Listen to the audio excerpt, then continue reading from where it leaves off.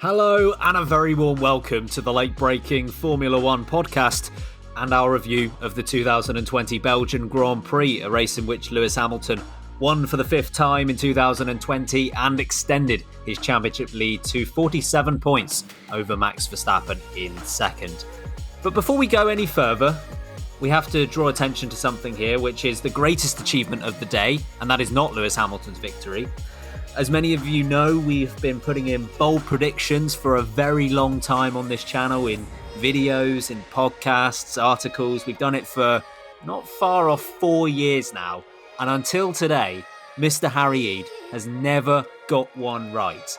And on Thursday, he predicted that Daniel Ricciardo would be in the top 5 at the end of the Grand Prix. And he went one better than that. He finished P4 today. Harry, congratulations. Oh, thank you. This is literally the happiest moment of my career. I don't think I'll ever top this. And just thank you, Danny Rick. You're a beautiful human being. And just to say, I'm sorry, Sam, because you actually got one right as well, but it's been completely overshadowed. Yeah, I mean, I don't mind. I'm a bit like Lewis Hamilton here, where I've got multiple titles to this. But Harry deserves... It's like Pastor Maldonado getting a Spanish win. Well done, mate. I'm so happy for you, and we will resume with normality next week. But congratulations, Mr. Reed. It's about time that you got it across the line. Oh. Wow. We actually tried to be nice to you, Harry, and you still get compared to Pastor Maldonado. Thanks, guys. I mean, I wouldn't expect anything less, but thanks all the same. And what have we started? Maybe you'll just get them all right from now on. We'll have to wait and see on that. But focusing on today's race, Ferrari, we're going to be focusing on them. I mean, what word do you want to use? Dreadful, diabolical, take your pick. P13 and P14 in the race. We'll be looking at the race out front as well. Of course, Lewis Hamilton taking a relatively comfortable victory ahead of his teammate and Max Verstappen in third. And whether Alex Albon has had a better race or not. He ended up finishing P6 after qualifying P5 on Saturday. We'll be reviewing his race. But first of all, those red cars. Those red cars not doing too well at all. After qualifying P13 and P14, they finished in exactly the same positions, although the drivers did switch around. Sebastian Vettel P13 on a one-stop. Leclerc tried a two-stop, didn't really work. He finished in P14. Sam, what did you make of their performance out there? I mean, shambolic? I mean, yeah, shambolic is a great word for it. Everything about Ferrari is ridiculous at the moment. I don't think I've seen a team implode this quickly in so long. It shows you how much that they were probably breaking the rules actually last season. If they've gone from being the fastest car in a straight line and fighting for a possible world title to now not being able to qualify in Q3. Fair play to Vettel for having a fight with Leclerc. That was fun to watch. Leclerc got off to a blinding start and it all just kind of went wrong again very quickly, dropping back down quite quickly. He obviously had that hydraulic issue that meant they had to bring him in again just to top it up. He may not have had to stop twice otherwise. But he did get that free pit stop under the safety car. So, again, not really the end of the world.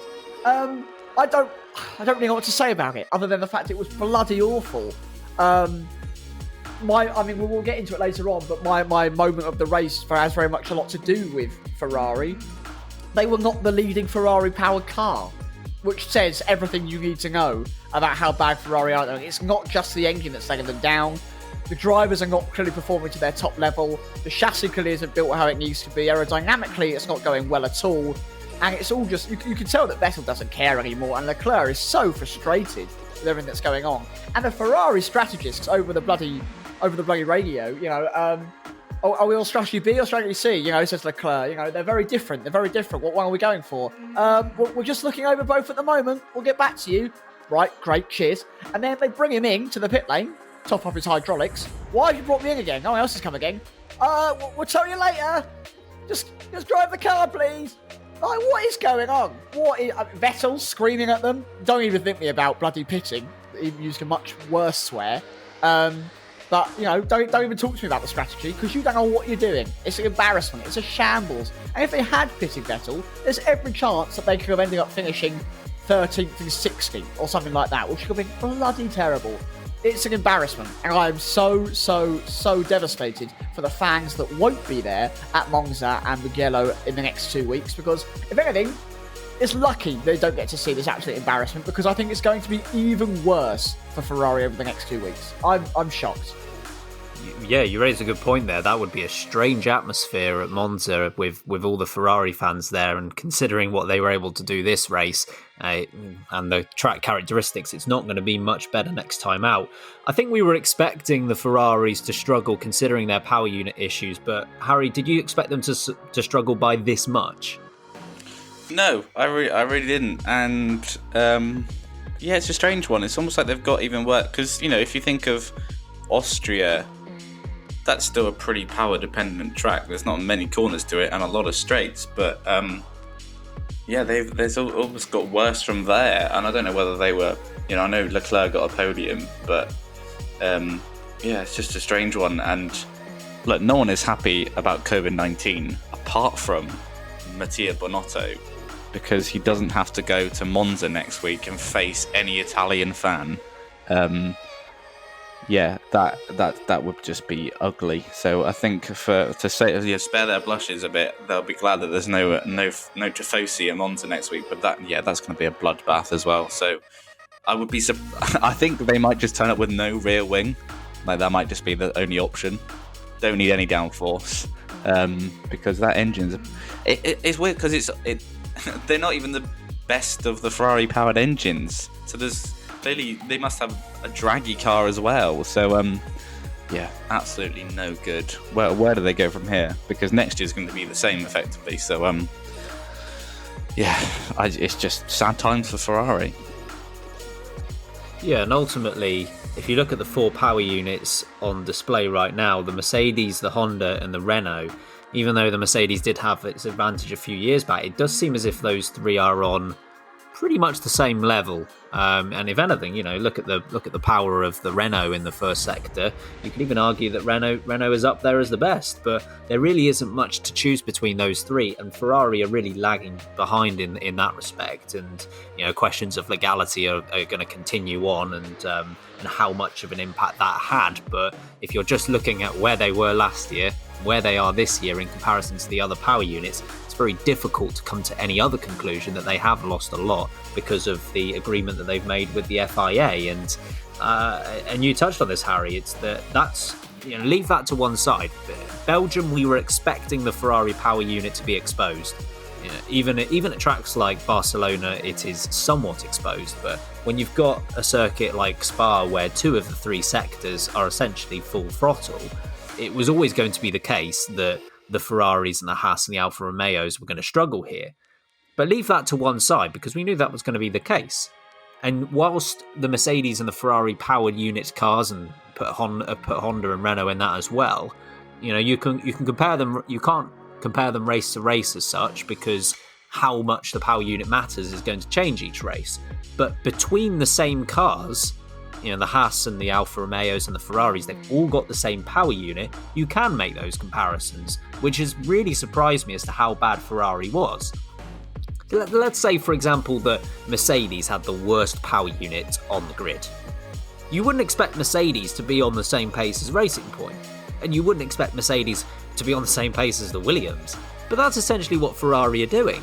Ferrari were amongst the top few teams last season, the top 3, and now they're on the same pace, at least at Belgium, as Haas and Alfa Romeo. Both Ferraris lost to Kimi Räikkönen, and Leclerc just about got Romain Grosjean on that 2-stop strategy. There was not much to choose between them and the Haas guys. So clearly, they're on the same power unit, and yet they're on the same pace. You wouldn't expect, by the same token, you wouldn't expect Red Bull to be on the same pace as AlphaTauri. You wouldn't expect, you might expect Renault and McLaren to be on the same pace because they've got a similar car, but I think the Mercedes and Racing Point and Williams comparison is the best one of the lot. There's more at play here than just the power unit. If it was just the power unit, Ferrari would still have been quite comfortably clear of the other 2 teams, and they weren't. So there are serious questions they have to ask. Agree with you about the shambles in terms of the strategy, and Monza. Fortunately, there aren't going to be any fans there, because that would be an uneasy atmosphere for Bonotto and indeed the entire team. I mean, I don't even know what more you can say about that, to be honest. No points whatsoever. Leclerc loses P4 in the championship. Do you think, Sam, that they just have to hold on for Mugello? Do you think they just have to know exactly what's going to happen next week? It's not going to be pretty, but they just have to get on with it. I think that Ferrari needs to abandon the season. I mean, you can't, obviously. You've got to finish the races, but they if they're not already chucking every resource possible into developing the new era of Formula 1 car, they've already failed. That's already a disaster for Ferrari there, as it is. They now need to forget, I think, the next 2-3 races. I don't care if you're going to be in Italy and you're Ferrari. I don't care if it's your 1000th race. I don't care what it means to you emotionally. You're going to be bad. It's going to be bad. Not only are both these tracks incredible power tracks, right? Yeah, Monza, the temper of speed, they're going to struggle. Mugello, it hasn't got as much straight line capacity as Monza or Spa does, but it's incredibly hard to follow, and it's very much like Silverstone in the sense that it's a very much out and out, foot to the floor, go for it track, and it's hard to make an overtake there. And I think they're going to really struggle as it is. So they need to get something changed. They need to unlock some more power. They need to sort that chassis out, bring in some upgrades. And that's if they're not going to focus on the future. And it needs to be turned around now, because I feel like this could possibly be the worst points haul for a Ferrari that we've seen in a long, long time. And I feel like the only reason they've got their heads above the water a little bit in that points table is because Charles Leclerc has managed to drag that car up a little bit more than we all thought he would. 2 podiums in a car that actually is finishing 13th and 14th in a race is pretty impressive, if I'm honest. Shows you how good he's done this season. I don't know what to say about them. I am honestly gobsmacked for what's going on with Ferrari.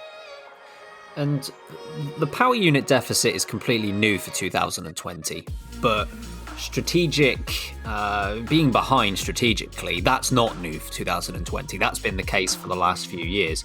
Harry, would you agree that because they had a car that was capable of fighting at the front, and even though those strategy calls weren't always perfect, do you think that how good that car was sort of masked those strategic errors? Yeah, I think, definitely. I mean, again, today, Seb is trying to do the strategy of the team and also drive the car, and he doesn't need to do that. And, maybe it's now more noticeable because Ferrari is falling apart at the seams. And, because they had the fastest car, they've never been the slickest, at least in this hybrid era. They've never been the slickest at strategy calls, not compared to Red Bull and Mercedes.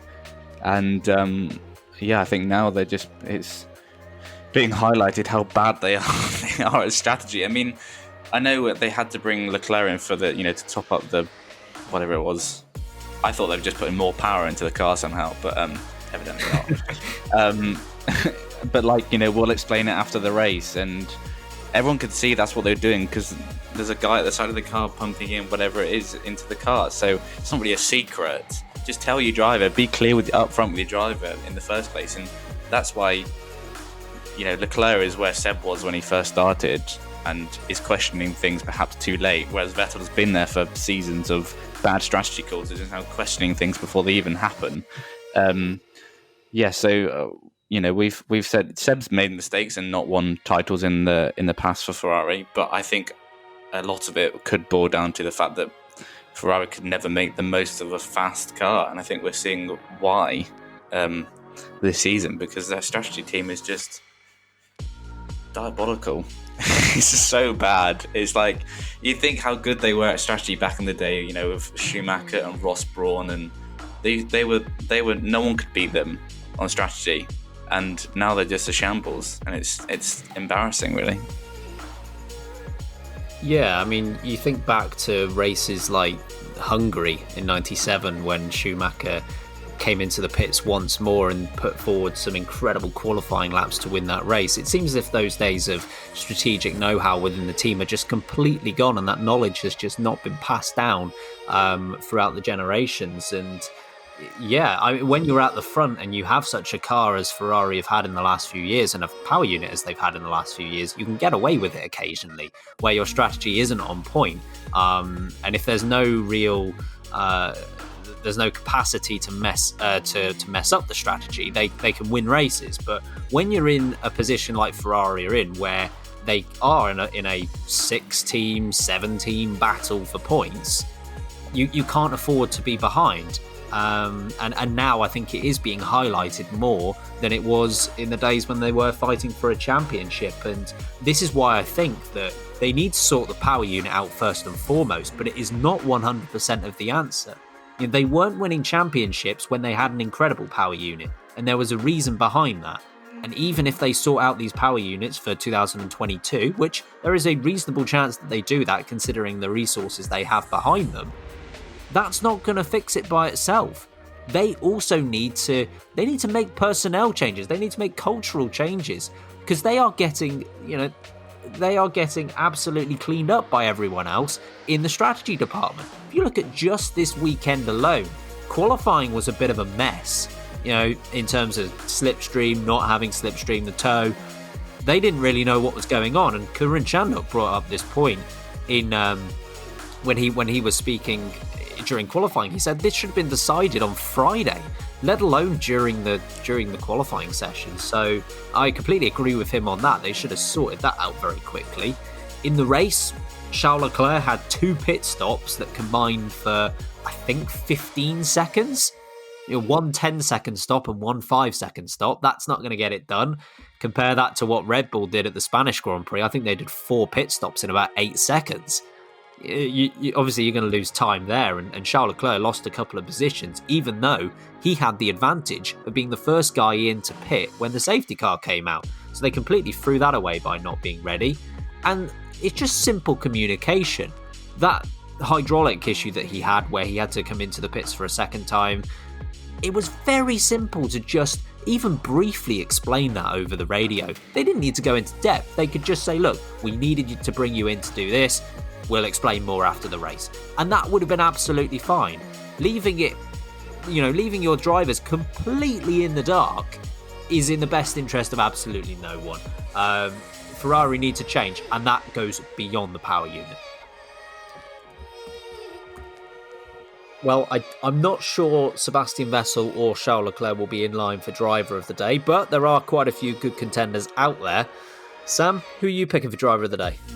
Between 3 for me today. It's between the race winner Lewis Hamilton, who was once again completely dominant, pretty much flawless, other than the one mistake we saw where he cut the last corner due to a lock-up on those dodgy old tyres. The guy had bucket loads of pace over his teammate. The gap, I think, finished at about 8 seconds back to Bottas.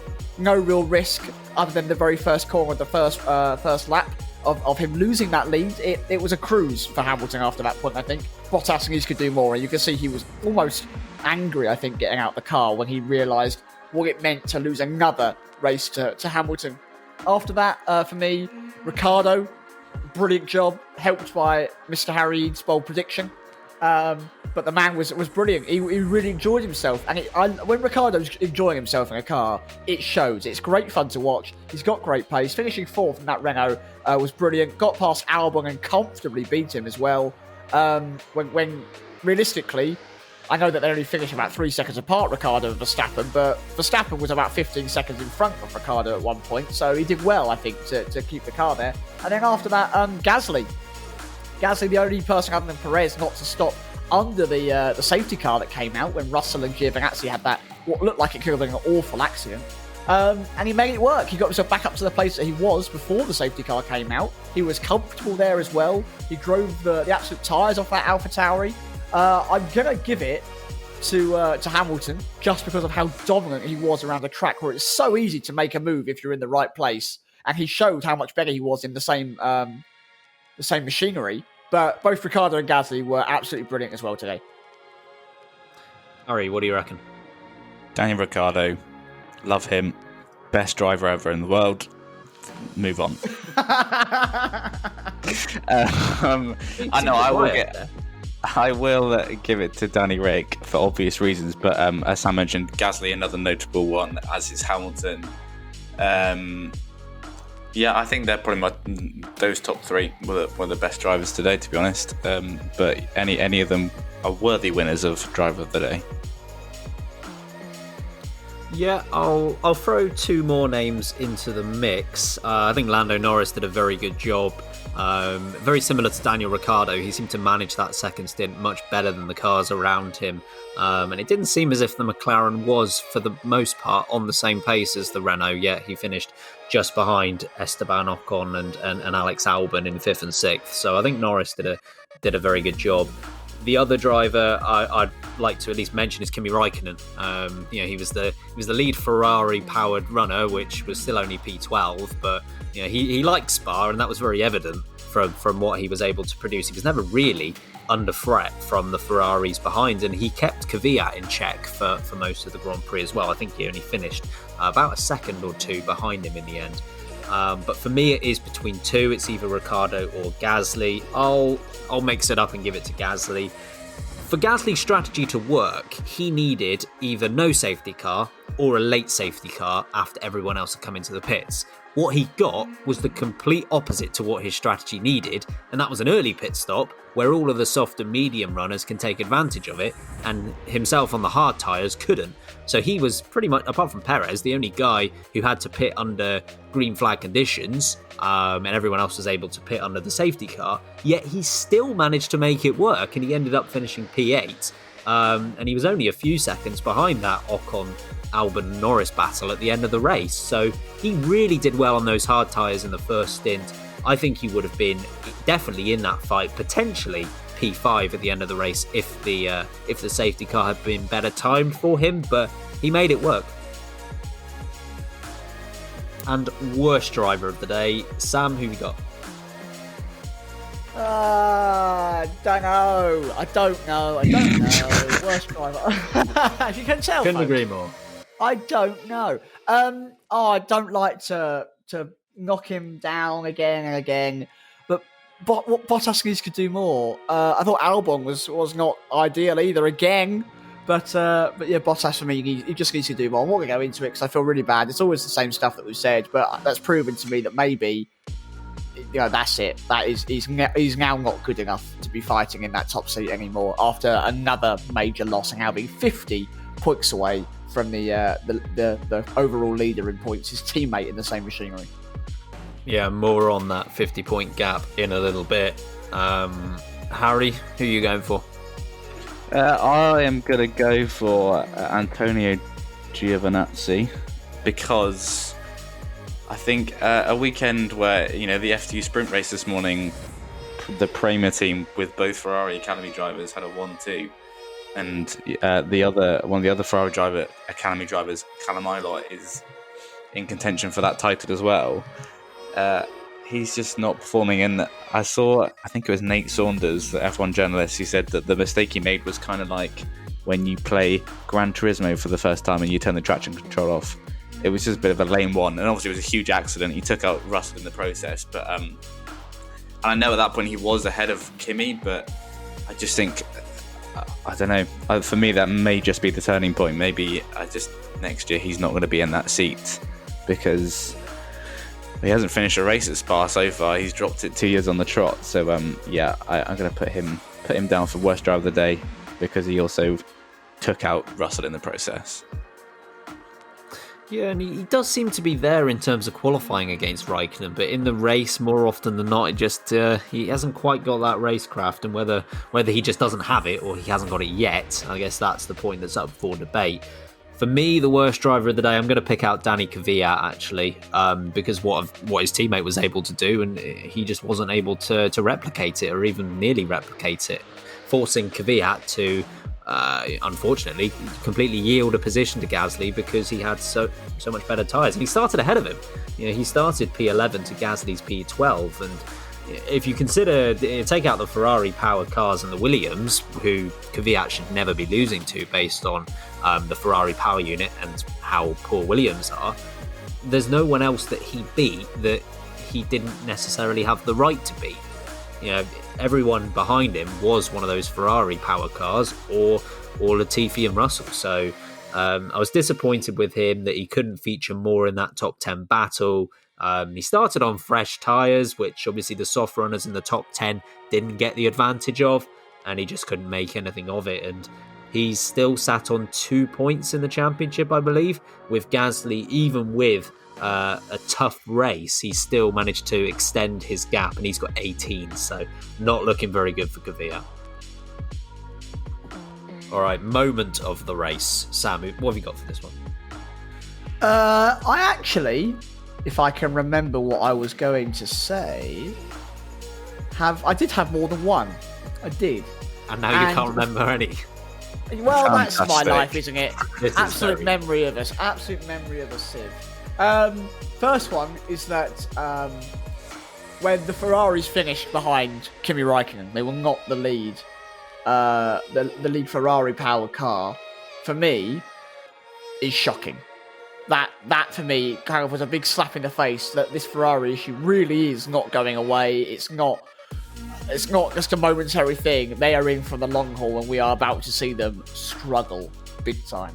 The other one that I was thinking of actually completely relates to what you were just saying, Ben. Is after this race, I think for me that was the turning point that I don't think Kvyat, unless he's signed and I'm unaware of, will be in that AlphaTauri seat. I think they will have a new lineup. At least one driver will be different come the start of the next season. And there was another one, but now I can't remember it. So if it comes to me, I'll let you know. But those two, for me, after this race, feel quite evident.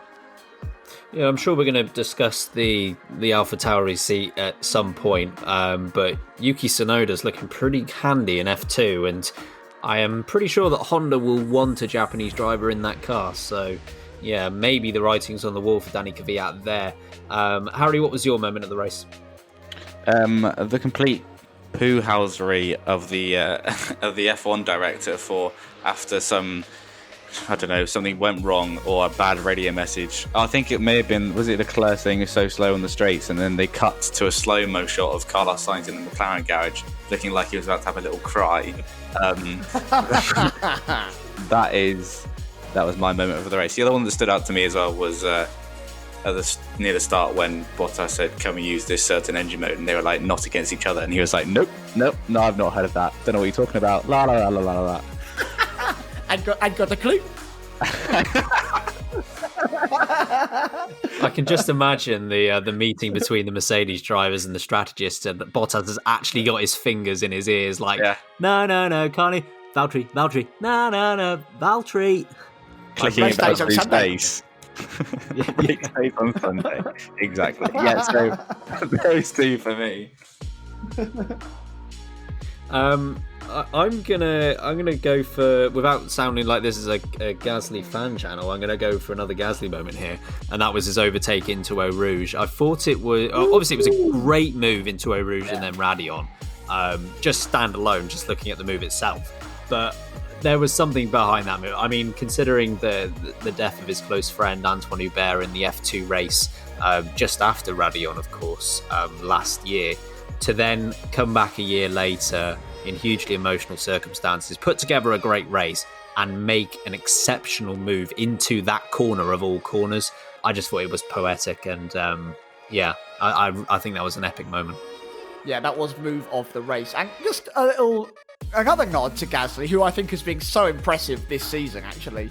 Helmut Marko has been with him before the start of the race for the last 3 races in a row now, so I wonder if things are starting to happen in the Red Bull team. You know what? I reckon Gasly's just going to turn around and go, "Nah, don't worry about it. I'm all right at the moment." I'm having a good time. Cheers.